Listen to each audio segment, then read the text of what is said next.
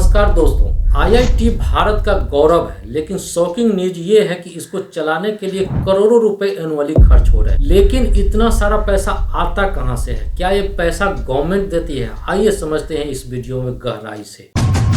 वर्षों से university government द्वारा दी गई धनराशि पर निर्भर करती थी, लेकिन ये धनराशि कभी भी पर्याप्त नहीं थी। अब तो स्थिति और भी बदतर हो गई है, क्योंकि सेंट्रल गवर्नमेंट ने यूजीसी के बजट को भी डिडक्ट कर दिया। अगर पिछले 10 साल से कंपेयर किया जाए तो लगभग 1000 करोड़ बजट को कम कर दिया गया है। इंडिया के प्रेस्टिजियस एजुकेशन इंस्टीट्यूशन जैसे IIT Delhi, IIT Madras, IIT Kanpur या आईआईटी बॉम्बे अमेरिका के प्रेस्टिजियस आईवी लीग यूनिवर्सिटी के स्ट्रेटेजी पे काम करते हैं। अमेरिका के प्रेस्टिजियस आईवी लीग यूनिवर्सिटी एक ग्रुप ऑफ यूनिवर्सिटी है जिसमें बड़े बड़े यूनिवर्सिटीज का नाम है, जैसे Harvard university, Princeton university, Stanford university, MIT university, Oxford university, Cambridge और ईएसटी ज्यूरिच। इस स्ट्रेटेजी के अनुसार यूनिवर्सिटी कंपनी एक्ट 2013 के आर्टिकल 8 के अनुसार एक नॉन प्रॉफिट ऑर्गेनाइजेशन एस्टेब्लिश करते हैं और यूनिवर्सिटी अपने पुराने स्टूडेंट या एलुमनाई से इंडोमेंट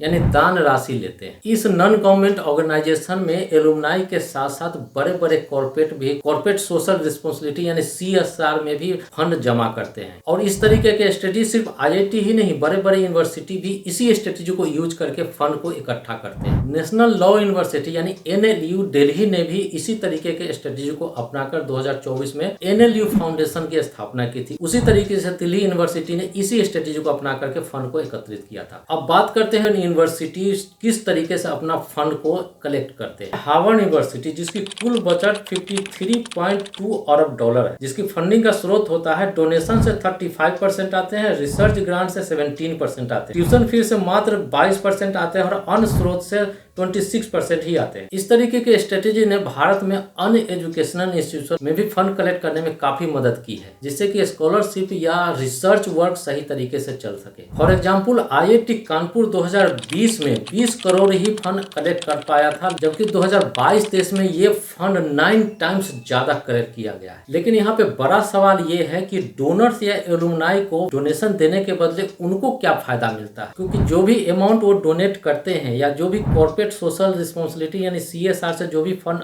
आता है वो सारा टैक्स फ्री होता है। कोई भी डोनर्स, चाहे वो एलुमनाई हो या कोई कॉर्पोरेट हो, जब भी डोनेट करता है तो उसको टैक्स रिबेट मिलता है। प्लस पहले की जो प्रक्रिया होती थी काफी जटिल होती थी। पहले के सिस्टम में टैक्स सर्टिफिकेशन नहीं मिलता था, लेकिन अब सेम डे में ही उनको एक रिसिप्ट मिल जाती है, जिससे कि डोनर्स के बीच में विश्वास बढ़ा और डोनेशन का अमाउंट भी बहुत बढ़ गया। अब गवर्नमेंट भी इसी स्ट्रेटेजी को अपना रही है। अक्टूबर 2024 में इंडियन गवर्नमेंट ने 3 एआई सेंटर ऑफ एक्सेलेंस खोलने की घोषणा की है, जो कि हेल्थ केयर, एग्रीकल्चर और अर्बन डेवलपमेंट पे केंद्रित होगा। ये तीनों centre IIT Kanpur, IIT Delhi और आईआईटी रोपड़ द्वारा संचालित किया जाएगा। इसमें सरकार ने मात्र 1000 करोड़ का ही बजट को सैंक्शन किया है। बाकी शर्त ये रखा है कि कंपनी एक्ट 2013 के आर्टिकल 8 के अनुसार नॉन प्रॉफिट ऑर्गेनाइजेशन को एस्टेब्लिश करना पड़ेगा। लेकिन ऐसा नहीं है कि इस स्ट्रेटेजी से आईआईटी के अलावा और भी जितनी भी कंपनियां हैं या जितने भी एजुकेशनल इंस्टीट्यूशन हैं सारे को बहुत फायदा हुआ है। आईआईटी को इस स्ट्रेटेजी से ज्यादा फायदा इसलिए होता है क्योंकि इसके जो एलुमनाई होते हैं काफी हाई सैलरीड होते हैं या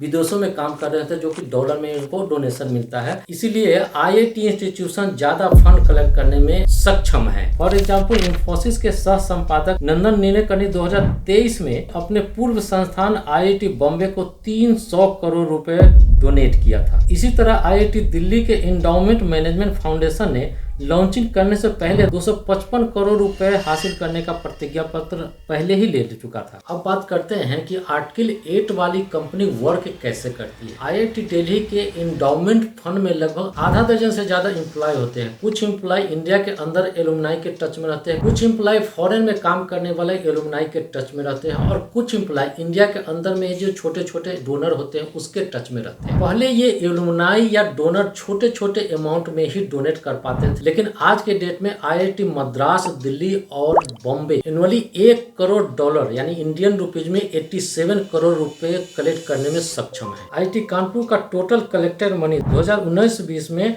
डोनेशन के थ्रू 19.14 करोड़ था, वहीं पे सीएसआर के थ्रू 8.07 करोड़ था। लेकिन जब 2020 में धारा 8 के अनुसार कंपनी का गठन हो गया, तब 2022-23 में डोनेशन डोनेशन से 183 करोड़ और CSR के थ्रू 61.13 करोड़ का कलेक्शन हुआ। ये बहुत बड़ा जंप है। ये कंपनी सेमी ऑटोनोमस कॉर्पोरेट की तरह काम करती है, जिसका डायरेक्शन उसी यूनिवर्सिटी के डायरेक्टर या डीन करते हैं, जिसका एकमात्र लक्ष्य होता है ज्यादा से ज्यादा फंड कलेक्ट करना। जो भी कलेक्टेड अमाउंट होता है वो सीधा इंडोमेंट फंड में आता है और उसमें जो भी प्रोफेशनल काम करते हैं उनकी सैलरी इसी कलेक्टेड अमाउंट में से छोटा सा हिस्सा दे दिया जाता है। IIT दिल्ली के इंडोमेंट मैनेजमेंट फाउंडेशन का जो वेबसाइट है वो एलुमनाई को एक फ्लेक्सिबिलिटी देती है कि वो चाहे तो किसी पर्टिकुलर डिपार्टमेंट को डोनेट कर सकते हैं, चाहे वो डिपार्टमेंट हॉस्टल हो या रिसर्च सेंटर हो या स्टार्टअप्स हो या कोई स्कॉलरशिप हो। हैदराबाद यूनिवर्सिटी में 2018 में ही एस्पायर बायोनेस्ट नाम के फंड की स्थापना की गई थी और स्टार्टअप इंडिया सीड फंड के माध्यम से सरकार से फंड कलेक्ट करने में सफल हो गए। एस्पायर के CEO अनिल कोंड रेड्डी के अनुसार जो सप्लायर पहले इक्विपमेंट सप्लाई करते थे वो काफी हाई रेट पे सप्लाई करते थे, क्योंकि उनको पैसे काफी डिले होता था